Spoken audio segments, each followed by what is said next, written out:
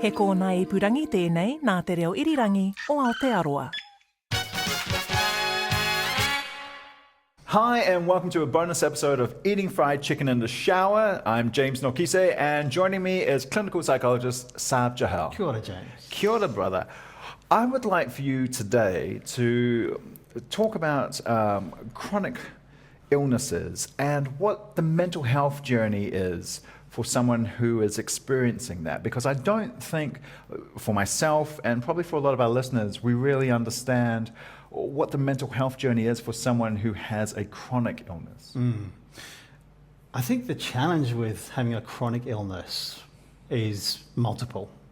So, and part of that is around this idea of identity. Because often this is something that we're going to have to live with for a long part of our lives, or have to learn how to manage in our lives. So it becomes a part of us. And I guess depending upon when it is that we find out about that in our lives, often the diagnosis and putting a label on it can be helpful for something that has perhaps been mysterious and something that's been part of our lives, but we didn't really know what it was or how it is that we can get a handle on it. Having a label can be really useful for doing that. But the downside of that is that it becomes perhaps something that we're kind of known for or known as. Right. It becomes a part of our identity that people kind of deal with as the leading edge. That's us. As far as we're concerned, we're a person with diabetes or a person who has some other condition, and that becomes the thing that people know us for rather than the other parts of us. So almost in the way that, when I was growing up, sometimes I was people's Samoan mate. It's like that's your mate with diabetes, or so it's that kind of labeling.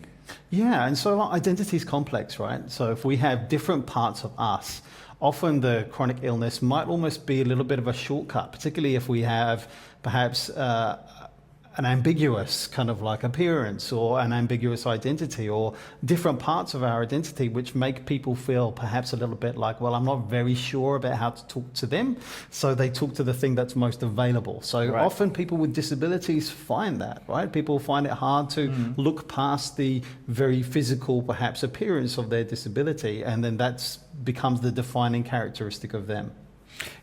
Can it be a pitfall if you don't necessarily have your own sense of identity fully formed? So, we talk about how it can be empowering to have the disease or the illness named, and you go, right, that's what I've got, and the dangers of it becoming your label. But if you are, in an example, someone whose parents are Welsh and Samoan and emigrated to New Zealand, and you're supposed to be speaking at least two languages, legally three languages, and you barely speak one.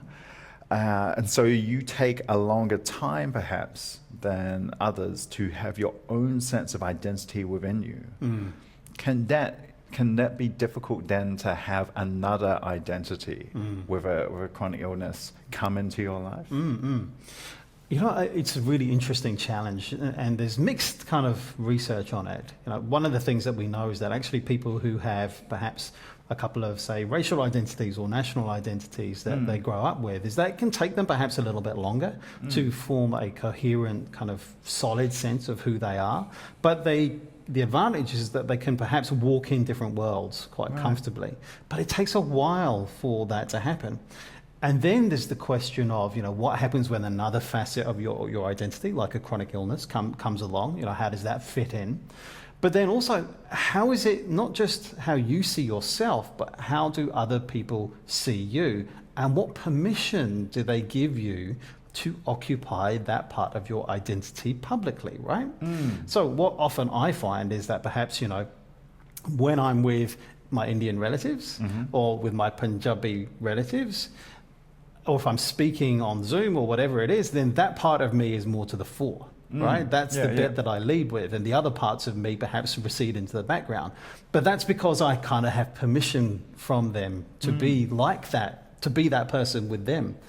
But then often if we are perhaps we're not used to it, we're not comfortable with a certain part of our identity, we struggle with that. It's like, well, I don't perhaps know how to be a person with, chronic heart disease. Perhaps that's something that I'll get diagnosed with in the future, or somebody else might be living with, listening to this now. How do I behave? What are the behaviors that I'm supposed to do to keep myself well? What's that part of my identity when I'm in group with other people going through, physical rehabilitation therapy or something like that?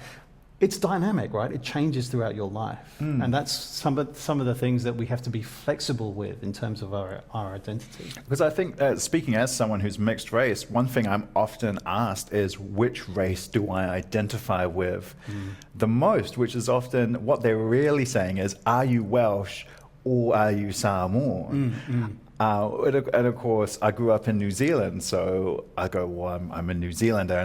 Even then, I feel like I'm skipping around their answer. There is it feels to me, and I think it has for a lot of mixed race kids, like there is a mental weight to that question. Yes, absolutely. And I think actually in its worst extremes, it's actually quite dehumanizing, because the question can be, what are you? Yes. Not who are you? I mean, I've definitely had what are you over the years. Yeah. And so what message does that send, right? It's like you're not even considered a person, you're considered just a category. Yeah. Right? And I just want to file you so that I know how it is that I'm supposed to deal with you in my mind, rather than actually paying attention to the whole of you and the nuance of you, right?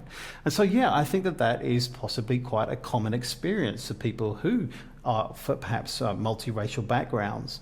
And it's really interesting, depending upon whether you are kind of minority, majority, perhaps in your context in which you're growing up, right? So let's say in New Zealand, you might be Māori, white, Samoan, white, Pacific white, whatever it is, but passing for white within a certain culture where the dominant, perhaps majority, is white European, is a very different experience than for perhaps if you're multiracial but two minorities as parents. So you might be Pacifica and Māori as your parents. That would be a very, very different multiracial experience, and a different kind of sense of identity that you would have to negotiate. I think for me personally, it's been a strange one, because I appear more Pacific as I get older, as I'm aging into my Pacific appearance. And when I was younger, I definitely appeared more Caucasian. It's probably the facial hair. But to my Samoan family, they've often spoken of me, the elders, as their Palangi nephew, not in a derogatory sense, but that's the box I sit into. Whereas, as I've said, to my Caucasian family, I'm often the Samoan member of the family. And it does make you aware of your mixed raceness. But what I'm hearing from you is that those two spaces, people do find a way to walk in both. It's not and or. There is a way that you are both. Do you think we as society are still becoming accustomed to that idea?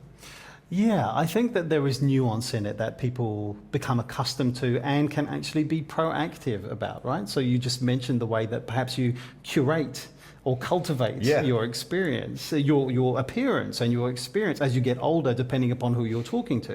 And I think people curate and cultivate their dress, depending upon which context that they're going to be in. People learn to navigate and become very experienced. One of the problems that people can bump into is then within that context, who gives you permission, and then who is witnessing your nuance, witnessing your identity within that particular context. So yeah, it can get really complex. But what we know is that actually people from multiracial backgrounds are and grow into and develop ways of navigating these worlds. But they have to be given the space to inhabit and try that out. Because, like you say, it's dynamic and it changes. And to bring it back to my original question, while we are talking about race in this example, it really boils down to identity. So for people, again, with chronic illness or any other kind of part of their life which they can feel is labeled for them, there are ways in which you can change the dynamic, change the way people perceive you, change the way you move.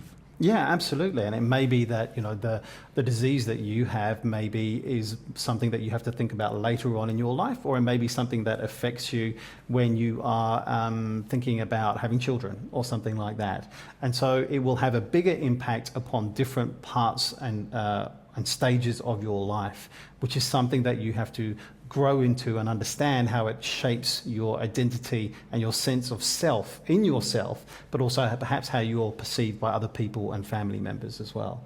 Clinical psychologist Sarb Johal, thank you very much. Kia ora, James. Kia ora.